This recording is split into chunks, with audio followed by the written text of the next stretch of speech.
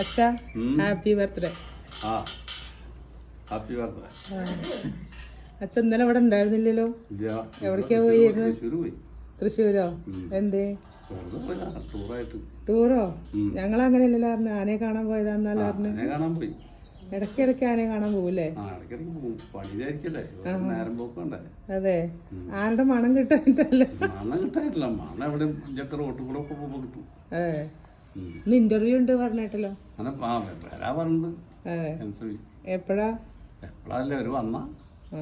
അല്ലെങ്കിൽ എന്റെ അച്ഛനെ തട്ടി തടഞ്ഞ് നടക്കാൻ വയ്യ ഞങ്ങക്ക് അല്ലേ? അതോ അച്ഛാ ഞാനായിരിക്കില്ല, നല്ല മോഹഞ്ഞ മനസ്സിലില്ല.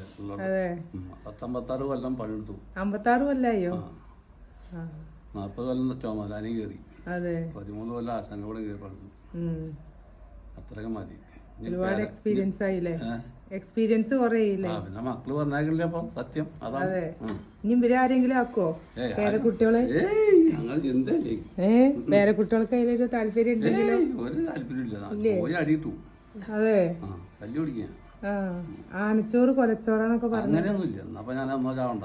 അതെല്ലേ, അമ്മ കല്യാണം കഴിച്ചപ്പോഴേക്ക് അച്ഛൻ അതിൽ തന്നെയാണ്. അതിന്റെ മുന്നേ കഴിക്കാനും പിന്നെ ആനയമ്പില പുസ്തകട്ട് എറിഞ്ഞ് ഓടിയതല്ലേ? പുസ്തകത്തിൽ ഓടിയതാ.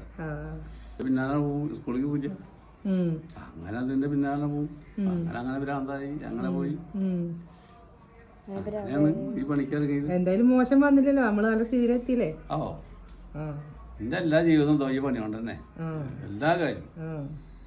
അപ്പൊ എന്താ വിഷയം നമുക്ക്, നമ്മള് പണിയെടുത്ത് നമുക്ക് ഉപകാരം ഉണ്ടായി. ആ പണി പഠിച്ചു പറഞ്ഞിട്ട് അത്യാവശ്യം ജനങ്ങളും എല്ലായിടത്തും ഏറെക്കുറെ അറിയുകയും ചെയ്യും. അതിലും ചെയ്തപ്പോ എന്താ വേണ്ടത്? അതെ, അതിനെ വേണ്ടുള്ളൂ. എവിടെ ഒരു ചീത്തപ്പേരും ഇല്ല. നല്ല രീതിക്ക് നമ്മൾ നിർത്തി പോകും. നല്ല രീതിക്ക് പണി നിർത്തി പോകും.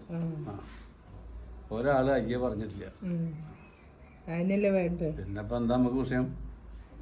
ഇപ്പോഴും പണിക്ക് വിളിക്കുന്ന ആൾക്കാർ നമുക്ക് വയ്യാത്തോണ്ടാ പറഞ്ഞയക്കാണ്ടല്ലേ? പറഞ്ഞയക്കാത്ത വേറെ, പിന്നെ എനിക്ക് വയ്യല്ലോ, ആവശ്യമില്ല. എനിക്ക് അത്ര ബുദ്ധിമുട്ടില്ല. അപ്പൊ ഉണ്ട് മര്യാദകളുണ്ട്. പിന്നെപ്പോ എന്താ വിഷയം? കുട്ടികള് നമ്മുടെ പേര് പറഞ്ഞില്ല.